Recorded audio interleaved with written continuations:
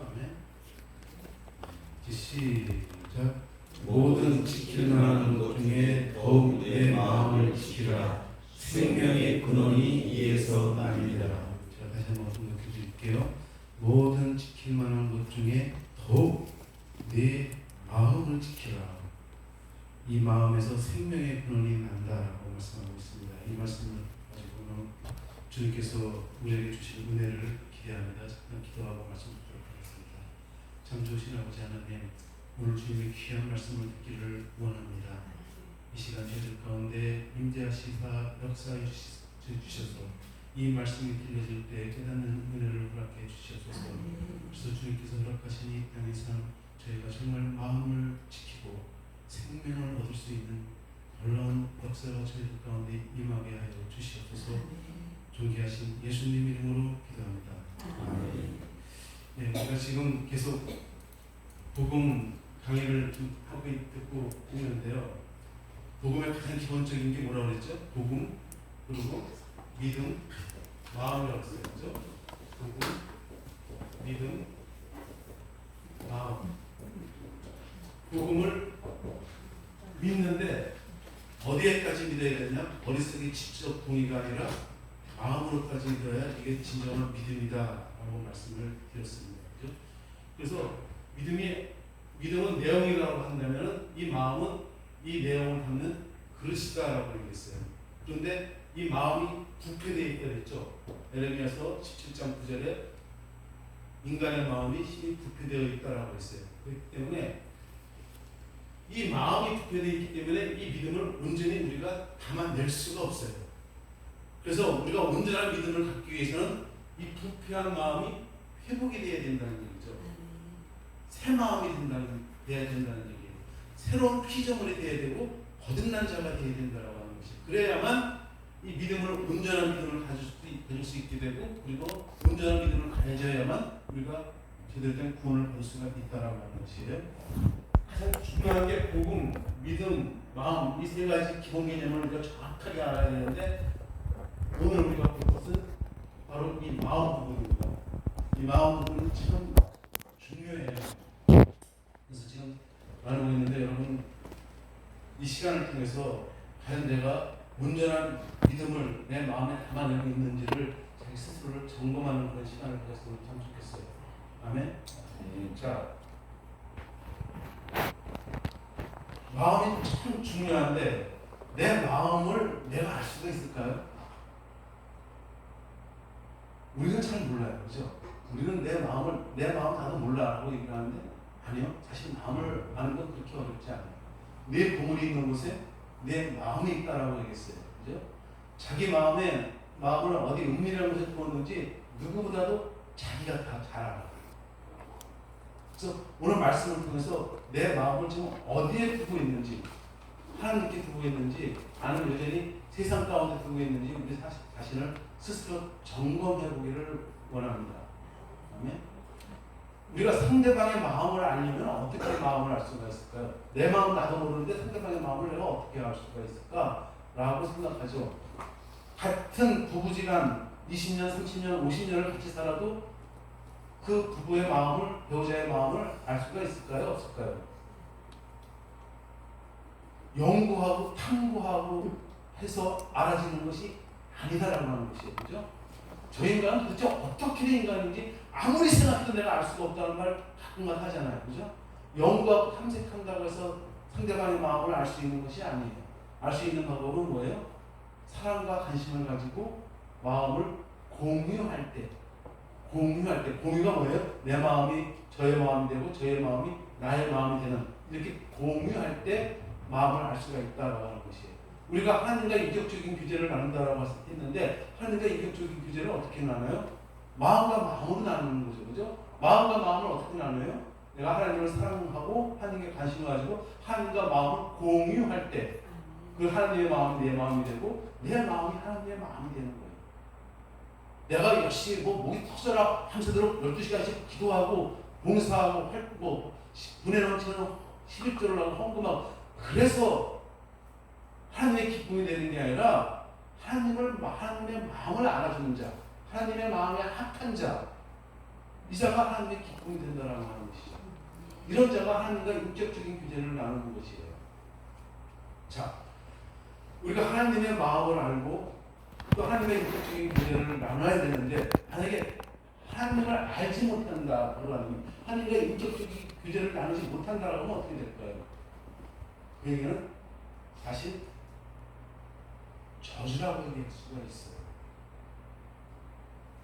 자, 그럼 하나님과 인격적인 교제를 나누지 않는 그 사람에게 닥치는 저주는 어떤 저주일까요? 첫째가 자기의 필요를 채우고,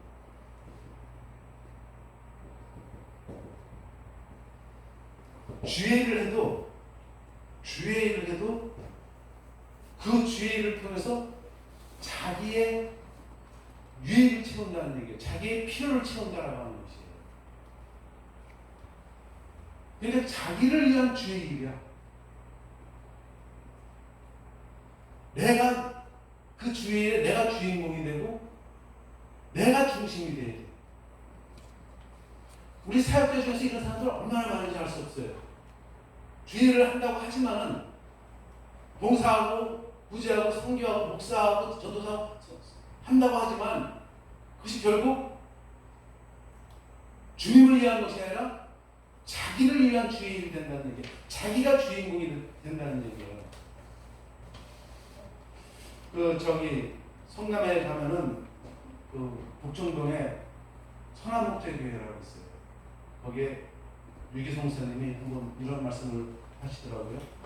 그 목사님은 감리교단의 목사님이신데, 감리교단에서 1년에 한 번씩 그 목사 고시를 보고 목사 안수를 하는가 봐요. 그런데 목사 후보생들이 목사가 되기 위해서는 설교문을 하나씩 다 작성해서 제출을 한대요. 근데 이제 그 설교문들을 그 심사위원 목사님들이 쭉 이렇게 훑어보는데, 어느 한 전도사님의 설교문이 상당히 거슬렸던 모양이에요. 도대체 어떻게, 무슨 생각을 가졌길래 이런 설교문을 제출할 수 있을까라고 생각을 하고 있는데, 마침 그 설교문을 제출했던 전도사님이 인터뷰 시간에 이렇게 앉았다고 그러더라고요. 그래서 그리고 또 유기성 목사님은 그 옆에 이렇게 앉게 됐었고, 그래서 이 심사위원 목사님이 그 전도사님한테 물어봤어요. 전도사님은 욥기의 주인공이 누구라고 생각하십니까? 라고 물어봤어요. 그랬더니 전도사님이 아니 그 시험을 왜 물어보실까 싶은 생각이 들어서 욥기의 주인공은 당연히 욥이죠 라고 얘기했대요. 그럼 전도사님 다니엘서의 주인공은 누굽니까? 라고 물어봤대요. 그랬더니 당연히 다니엘서의 주인공은 다니엘이 아니겠습니까? 라고 얘기했대요. 그러니까 그 심사위원 목사님이 그 설교문을 들고, 목사님이 그런 생각을 가지니까 설교문이 겨우 이거밖에 되지 않지 않습니까? 하고 던져버리더라고요. 그래서 하시는 말씀이, 아니 욥기의 주인공이 어떻게 욥이 됩니까? 하나님이지. 다니엘서의 주인공이 어떻게 다니엘입니까? 하나님이지. 하나님이 욥을 통해서 당신이 무슨 일을 하신 것이 정하는 것이 욥기 안에 있어요. 하나님이 다니엘을 통해 가지고 무슨 일을 이루셨는지를 보여주는 것이, 우리에게 말씀하시는 것이 다니엘서 하겠어요. 그러니까 당연히 하나님이 욥기의 주인공이고, 당연히 다니엘서의 주인공은 누구예요? 하나님이시지. 자, 그러면 이제 여러분의 삶의 주인공은 누군가 한번 여러분께서 점검해 보셨으면 좋겠어요. 내 인생 내가 사는 거니까 내 삶의 주인공은 나 아닌가? 어려운 일이 생기고 힘든 일이 생기면 내가 힘들잖아. 내가 어렵잖아. 답답하잖아. 다 내일 하자, 내일. 내가 주인공이야. 너 갑자기 심장이 잘안 뛰어서 답답하고 걱정되시는데, 왜 내 심장이니까는, 내 인생이니까 내가 답답한 거 아니겠어요? 주인공이 누구예요? 나 아니에요, 나. 내가 내 삶에 내가 주인공이 아니에요. 대부분 다 그렇게 생각을 하잖아요. 정말 여러분의 삶의 주인공이 여러분이에요?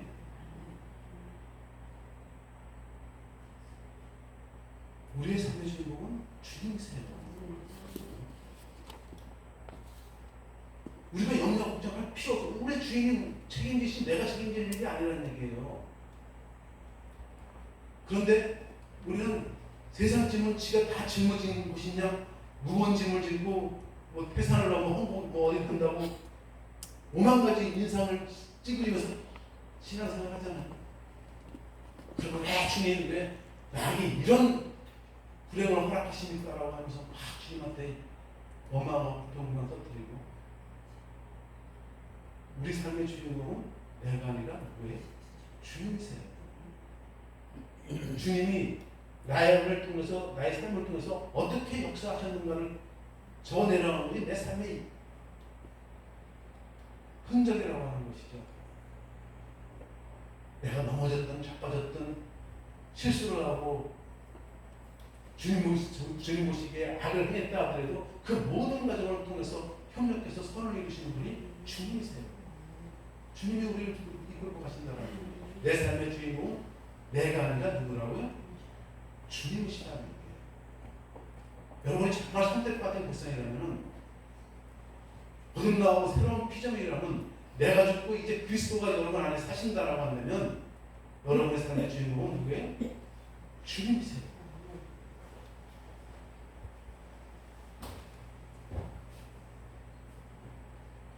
자, 출애굽한 이스라엘 백성들 40년 광야 생활 내내 하나님께 불평불만하다가 20세 이상 가나안에 들어가지 못하고 다 강에서 엎드려 죽었죠.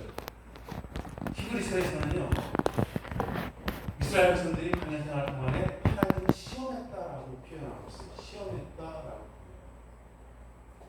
그들은요, 하나님이 자신들의 필요를 채워주시는 분으로만 생각했어요. 하나님과 인격적인 교제를 나눌 생각은 안 하고, 하나님과 사랑과 관심을 가지고 마음을 공유하는 그런 인격적인 교제를 나눌 생각은 안 하고, 내가 배가 고프니까 만나를 내려주시고, 내가 물이 먹고 싶으니까 생수를 끌어올려주시고, 아멜렉이 쳐들어오니까 아멜렉과 싸워서 이기게 해주시고, 근데 나의 필요를 채워주시는 분으로만 생각했지 하나님과 인격적인 교제를 나누려고 생각하지는 않았다는 거예요. 그렇지만 하나님은 그 이스라엘 백성들과 인격적인 교제를 나누려고 했었죠. 그러니까 이스라엘 백성들은 결국 뭐예요? 자신들의 필요를 채우기 위해서 하나님을 믿었던 것이에요. 자, 이건 성경에 찾아보지 마세요. 성경에는 없는 이야기니까. 모세가요, 이스라엘 백성들을 40년을 이끌고 광야 길을 다니지 않았습니까? 그리고 이제 가나안 땅을 들어가기 바로 직전에 하나님께서 모세에게 너 가나안에 못 들어간다 라고 말씀하셨어요. 가나안 영주권을 박탈시켜버렸어요. 사실 가나안에 갈 수 있는 권리, 권한을 따진다면 이스라엘 그 누구보다도 모세가 가나안에 들어갈 자격이 있었을 것이에요. 그렇죠? 40년 동안 정말 이스라엘 백성들이 이끌고 가나안을 가기 위해서 얼마나 그 이스라엘 백성들이 그 악다구리 하는 그 원망, 불평, 불만을 다 받아들이며 수긍하면서 결국 이스라엘 백성들을 끌고 그 요단강 강가 앞에까지 왔잖아요. 그런 걸 따져보면은 정말 온유하게 생활하고 하나님께서 말씀하실 정도로 그 모세가 가나안에 들어갈 첫 번째 누구인 것을 우리가 다 알 거예요. 그죠? 누구보다도 가나안에 들어갈 자격이 있는 사람이 모세일 거예요. 그런데 하나님께서는 모세에게 너 가나안에 못 들어간다라고 말씀하셨어요. 모세가 얼마나 마음이 아플까요? 40년 동안 그렇게 가나안에 들어가고 싶어요. 가나안 들어가는 걸 거절당하고 터벅터벅 비스기산, 느보산 쪽으로 가서 이스라엘 백성들이 그 200만 명에 가까운 그 많은 수많은 사람들이 쫙 경례를 해가지고 가나안, 요단강 가나안에 들어가는 걸 멀리 산에서 지켜보고 있는 모세. 여러분 상상을 한번 해보세요. 모세가 마음이 얼마나 답답하겠어요. 서글프겠어요. 아프겠어요. 이때 하나님께서 모세에게 살며시 다가와요. 그리고 모세의 어깨에 살며시 손을 얹고 모세야, 마음이 아프니? 라고 그 모세는 아무 말도 못해요. 모세야, 너는 내가 너에게 가나안을 주겠다라고 말하는 걸 약속을 얻었다라고 생각을 하니 내가 너에게 적과 꿀이 흐르는 가나안을 주겠다라고 하는 그 약속을 어겼다라고 생각을 하느냐? 라고 그랬더니 모세가 한참 말을 하지 못하다가 이윽고 입을 열어서 말해 아닙니다. 하나님 아닙니다.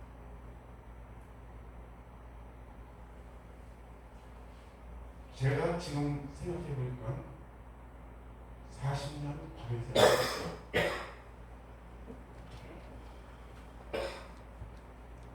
저에게는 반응이었어요. 어느 누가 하나님이 내려주시는 만나를 먹을 수가 있어요. 어느 누가 하나님이 끌어올려 주신 생수를 마실 수가 있겠습니까? 어느 누가 하나님과 함께 자고 먹고 같이 삶을 살 수가 있겠습니까? 지금 생각해보니 트럼펫이 나지 않고 물 한 모금 먹는 그 공예가 저에게는 가능했습니다.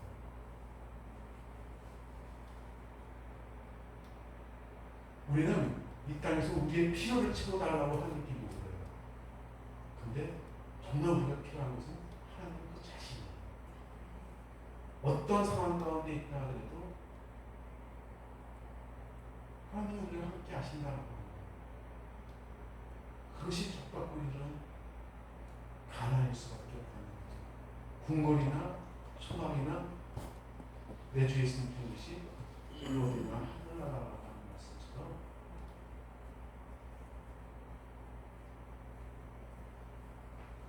그러니까 결국 우리는 어떤 상황 가운데 있더라도 어떤 상황 가운데로 우리를 인도하신다 하더라도 주님이 거기에 함께 하신다라는 것은 그것이 우리의 가난하다라고 하는 것입니다. 여러분 내가 한 질문할게요. 출애굽한 백성들의 출애굽한 목적이 뭘까요? 출애굽한 목적이 이스라엘 백성들이 출애굽했던 목적 적과 꿀이 흐르는 가나안 땅일까요? 가나안 땅에 들어가는 걸까요? 물론 처음에는 그들이 그렇게 생각했을 거예요. 근데 모세는 알았어요. 그들의 출애굽한 목적은 적과 꿀이 흐르는 가나안 땅이 아니라 바로 하나님 자신이라고 합니다. 우리가 이 땅에 삶을 살아가는 것이 뭔가 잘 되고 안 되고 해결되고 이게 중요한 게 아니라 임마누엘이라고 하는 하나님, 그 하나님을 알고 그 하나님과 인격적인 교제를 나누고 이것이 우리에게 얼마나 큰 축복인지 여러분 이 축복을 누리면서 살아왔으면 참 좋겠습니다. 자, 두 번째입니다. 두 번째, 하나님을 알지 인격적으로 알지 못하는 자의 두 번째, 자기가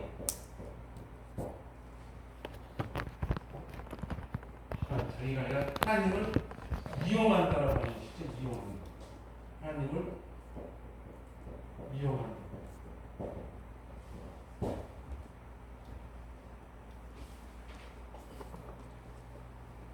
자, 주님의 일을 한다고 해서 주님을 안다라고 얘기할 수가 있을까요? 주님께서 네가 내 이름을 이용했지, 언제 나를 사랑하고 나와 교제하고 나와 인격적인 관계를 맺었느냐, 이 악독한 자, 이 불법을 행하는 자라고 말씀하실 수가 있다는 얘기예요. 얼마나 완벽한 사기꾼인지 자기 자신은 주님을 안다라고 생각을 해요. 또 또한 주님도 자신을 알 거라고 생각을 해요. 여러분, 주의를 하는 것이 어쩌면 주님을 더 모르게 할 수가 있다라고 하는 것이에요. 이런 일이 가능할까요? 예, 충분히 가능해요. 주의 일을 하는 것이 목소리 높여 매일 기도한다고 하는 것이 그게 주님을 안다? 물론 더 알 수도 있겠죠. 하지만 모를 수도 있다라고 하는 것이에요. 더 모를 수도 있다라고 하는 것이에요. 마태복음 10장 21절 이후에 그러잖아요. 나도 주여 주여 하는 자마다 하늘에 들어갈 것이 아니라 하늘의 아버지 뜻대로 행하는 자라에 들어간다라고 말씀하시잖아요. 그날에 많은 사람들이 나더러 이르되 주여 주여 내가 주의 이름으로 선지자 노릇했다라고 해요. 선지자 노릇이 뭐예요? 이렇게 말씀을 전했다라고 얘기하는 거예요. 내가 주의 이름으로 귀신을 쫓고 주의 이름으로 많은 권능을 행하지 아니하였나이까. 이런 사람들에게 주님이 뭐라고 그래? 내가 너희를 도무지 알지 못한다라고 그래요. 불법을 행하는 자들아 내게서 떠나가라라고. 그러니까 선지자 노릇하고 귀신을 쫓아내고 권능을 해놨으니까 자신은 주님을 안다라고 생각하니까요. 근데 실제는 더 모를 수가 있다라고 하는 것이에요. 주님이 난 도대체 너를 모른다라고 말씀하실 수가 있다라고 하는 것이에요.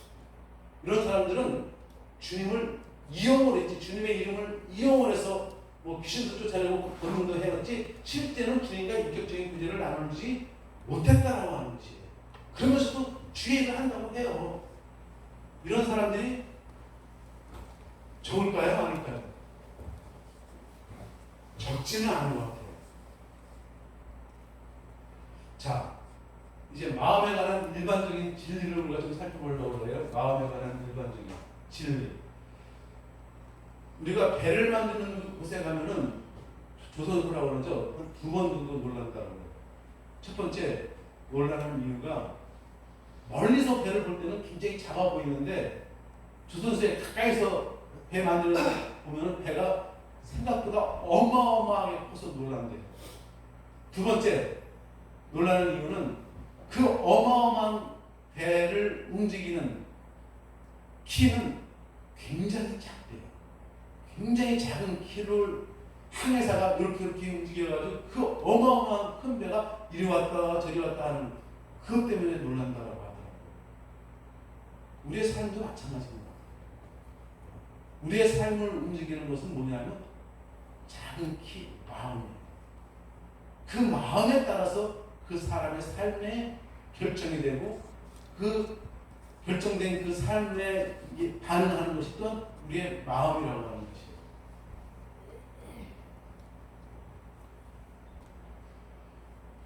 그래서 우리의 마음이 사실은 가장 중요하다라고 하는 것이에요. 중간에도 마음의 중요성을 잘 안다라고 얘기할 수가 있어요. 중이 모든 재산 다 털어버리고 머리 깎고 산에 들어가서 목탁 끌기는 이유가 뭐예요? 여러 가지 이유가 있겠지만 가장 본질적인 이유는 마음을 비우기 위해서 그런 거 아니겠어요? 욕심이니 뭐니 이거 다 비우고서 마음의 평강을 이루기 위해서, 해탈하기 위해서 그거 하는 거 아니겠어요? 그러니까 중이 마음의 중요성을 너무나 잘 안다고 하는 것이에요. 그 원효대사를 여러분 잘 아실 거예요. 그죠? 원효대사가 중국으로 유학가다가 어디 밤에 잘 데가 없어서 동물 속에 들어갔다 그러죠. 한 여름에 한참 자다가 보니까 목이 마려요. 그래가지고 깜깜한 밤에 주섬주섬 하다 보니까 뭐가 바가지 같은 게 손에 잡히고 그 안에 보니까 물이 있어. 물떡하나 싶어가지고 그냥 그 깜깜한 밤에 벌컥벌컥 마시니까 얼마나 시원하고 얼마나 맛있는지. 그리고 이제 또 잤어. 그 아침에 이제 일어나서 생각해보니까 어제 이렇게 시원하고 맛있는 그 물이 뭐지 하고 찾아보니까 웬걸 해골 속에 썩은 고유 썩은 물. 그걸 보니까 그냥 속이 뒤집혀져가지고 다 토하고 난리법석을 떠는데 그때 생각이 딱 떠오르는 게 뭐냐 하면서 어저께 먹었던 물과 지금 내가 본 물과 뭔 차이지? 똑같잖아. 결국은 뭐예요? 우리의 마음의 문제라고 하는 것이.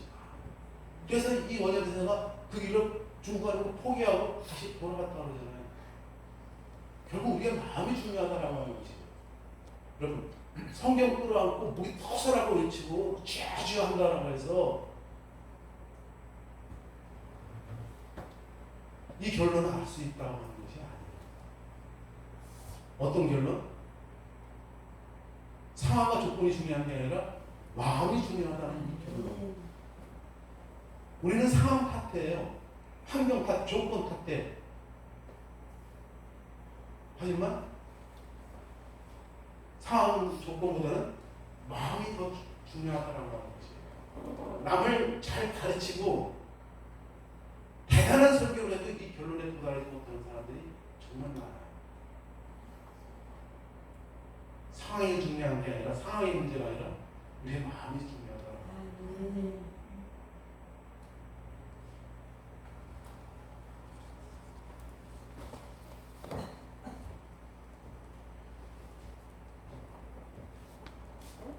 자, 마음의 상태가 우리의 존재의 상태입니다. 하나님이 사람을 지으실 때요, 내면적인 존재를 지었어요. 그래서 외적으로 봐서는 그 사람을 알 수가 없어요. 내면에 어떤 가치를 가지고 있는지, 그 마음이 어떠한지를 보면 그 사람을 알 수가 있다라고 하는 것이에요. 겉으로는 뺀질을 점잖고 인격이 있어 보여도 그 사람의 마음이 더러우면은 그 사람은 사기꾼이에요. 도둑놈이고 사기꾼이에요. 그래서 내가 무엇을 하고 있는가를 가지고 내가 안심할 수는 없다는 얘기예요. 내 마음의 중심이 어디에 가 있느냐라고 하는 것이 정말 중요하다고 하는 것이죠. 내 배경, 내 학벌, 혈통, 직업, 이것이 중요한 게 아니라 그 사람의 마음이 더 중요하다는 거죠. 근데 우리는 겉으로 드러나는 그 사람의 직업이 대통령이야, 국회의원이야, 장관이야, 사장이야, 이거 가지고 그 사람을 판단하려고 그러잖아. 그 사람의 학벌이 뭐야? 그 사람이 출신이 어디 출신이야? 혈통이 이런 거 바깥으로 드러난 거 가지고 그 사람을 판단하려고 한다고. 근데 그런 것과는 상관없이 중요한 건 뭐냐? 그 사람의 마음이다라고 하는 것이야. 마음이 어떠하냐? 그 사람이 결정이 된다라고 하는 것이야. 아멘? 자, 이렇듯 마음이 우리의 존재 상태라고 한다면, 그럼 마음을 아는 것, 우리의 존재를 아는 것이 쉬울까요? 어려울까요? 우리가 내 마음 나도 몰라라고 얘기했잖아요. 쉬울까요? 어려울까요? 아까도 말씀드렸지만 내 보물이 있는 곳에 내 마음이 있다라고 말씀드렸죠. 자기의 마음을 어디에 은밀한 곳에 두었는지 누구보다도 자기 자신은 잘 알아요. 그가 무엇에 그렇게 예민하게 반응하는 걸 보면 그 사람의 마음을 알 수가 있다라고 하는 것입니다. 돈의 마음을 둔 사람은요, 돈 버는데 물불을 안 해요. 미친 듯이 돈을 벌어. 돈 버는 짓이라면 무슨 짓을 할까요? 코카콜라가 세계가 곳곳에 안 들어간 데가 없다고 그러잖아요. 그죠? 저 신종이 사는 그 아프리카 밀림스에서도 코카콜라가 들어갔대요. 또한 선교사가 안 들어간 데가 없대요. 사실은. 근데 코카콜라도 못 들어가고 선교사도 못 들어간 그 오지의 오지를 갖다가 한국 사람이 들어갔대요. 그 사람이 왜 들어갔냐고 봤더니 거기에 사진관을 열어가지고 돈을 벌려고 생명을 내걸고 거기에 사진관을 차렸다고 거예요. 그러니까 돈이 생긴다라고 한다면은 무슨 짓을 하는 것이 우리 인간이고 특히 우리 한국 사람인 것 같아요.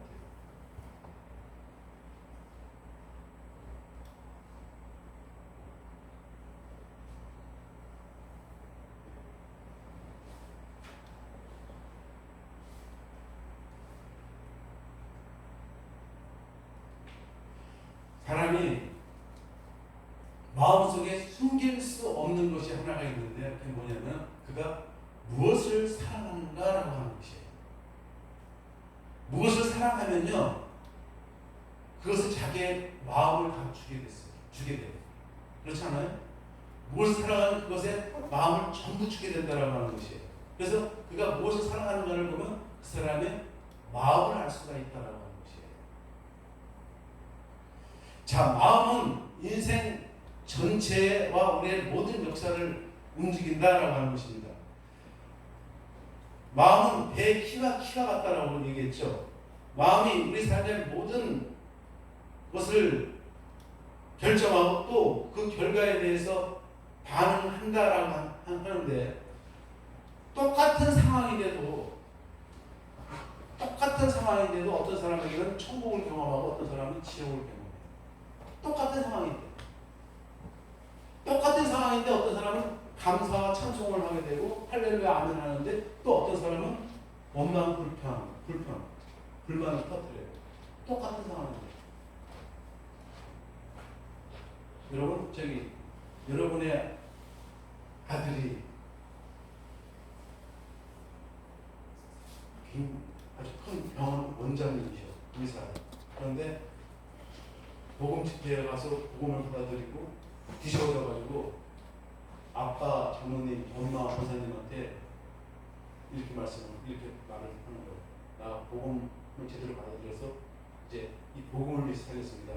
이 복음을 전해야 되겠다는 생각이 들기 때문에 저 아프리카의 오시에 가서 선교사가 되겠습니다. 병을 다 접고 정리하고 선교사로 가겠습니다. 라고 하면은 여러분은 어떻게 반응하실 것 같아요? 할렐루야 아멘 하실 것 같아요? 아니면 왜 하필 너냐라고 반응하실 것 같아요? 똑같은 상황인데 어떤 사람은 아멘 할렐루야 감사로 반응을 하고 어떤 사람은 불평불만 원망으로 반응을 해요.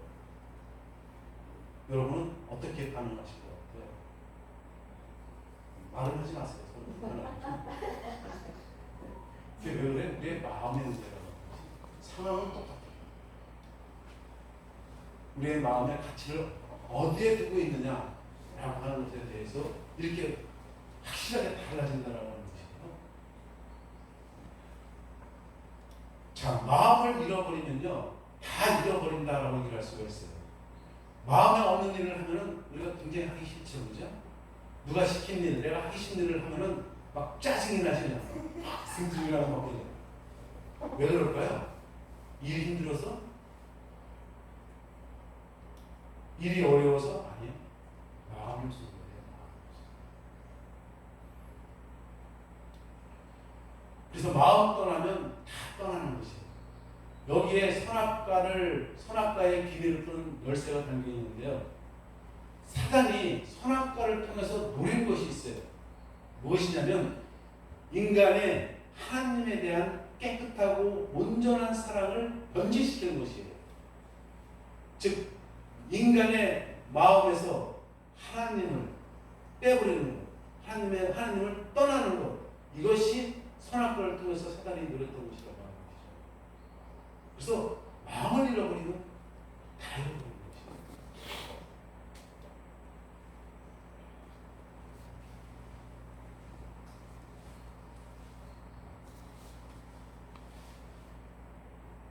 부부지간에도 마음이 하나 되지 못하면 그건 아무것도 아니라고 얘기할 수가 있어요.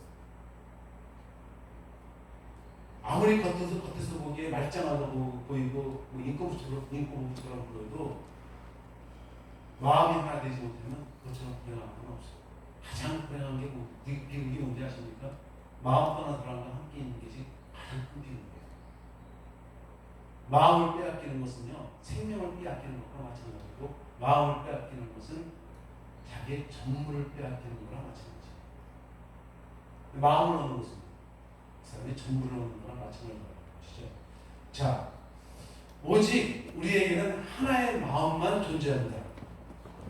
하나님은 우리 안에 두 마음을 창조하지 않으셨어요. 오직 하나의 마음만 창조하셨어요. 그리고 그 하나의 마음에는 딱 한 가지 절대화시킨 것이 하나 있어요. 타락 전에는 그 마음에 무엇을 절대화시켰냐면 하나님을 사랑하는 것을 절대화시켰었어요. 하나님만 사랑하게 돼 있었어요. 그런데 타락 이후에 어떻게 됐어요?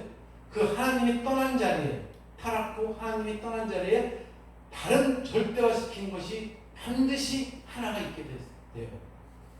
영생을 구했던 부자 청년의 경우에는 절대화시킨 것이 뭐가 있었어요? 바로 재물이 있었어요.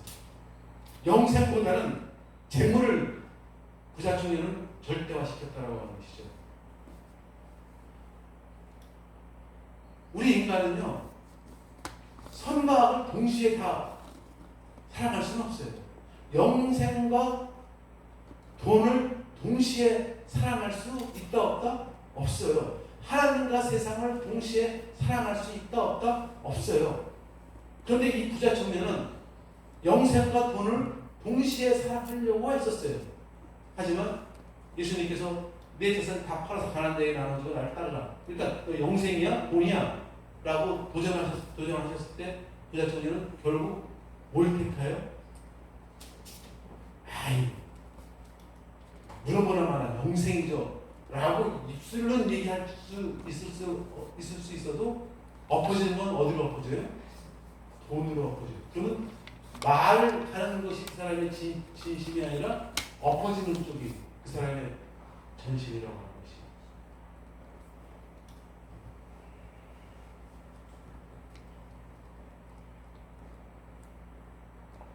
하나님은 우리의 마음을 보십니다.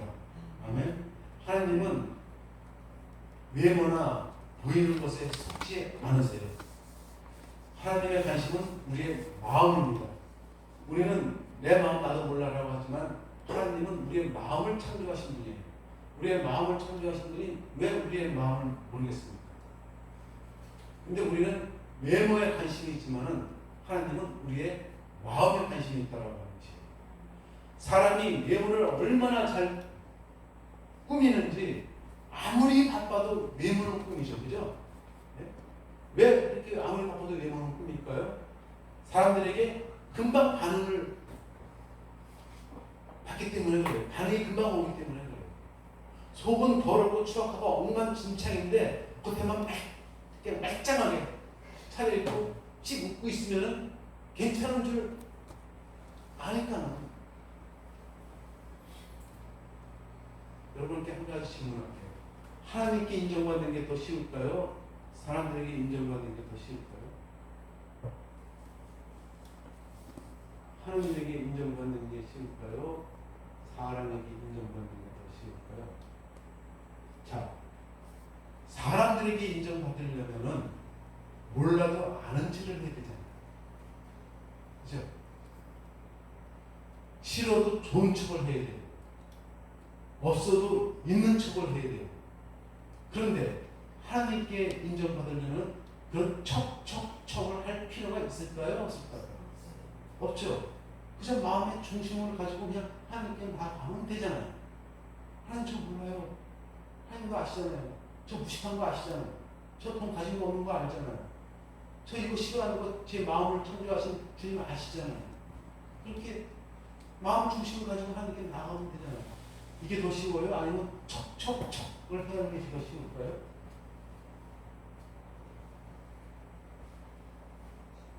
근데 우리는 하나님께 인정받는 게 더 어렵다고. 척에 워낙 능숙하게 반응을 잘해서 그런지 몰라도 하나님께 인정받는 게 더 어렵다고 생각하는 것이 바로 우리인 것 같아요. 사람은 아무리 사람의 마음을 헤아려 보려고 해도 한계가 있어요. 그냥 눈에 보이는 그 사람의 표정, 말, 행동, 이걸 보고 부분적으로 판단할 뿐이지 그 사람의 마음을 정확하게 알 수는 없어요. 부분적으로만 알 뿐이에요. 그렇기 때문에 사람이 사람을 판단해서는 안 돼요. 섣불리 자기 생각과 자기 감정을 가지고 사람을 판단하지 말라는 얘기예요. 정말 위험한 일이에요. 상처 주고. 아니, 사람이 사람을 어떻게 해요? 마음을 아시는 분은 오직 우리 하나님이십니다. 아멘. 기도하고 말씀을 듣도록 할게요. 성령 하나님, 오늘 시간 마음이라는 주제를 통해서 은혜를 나눴습니다.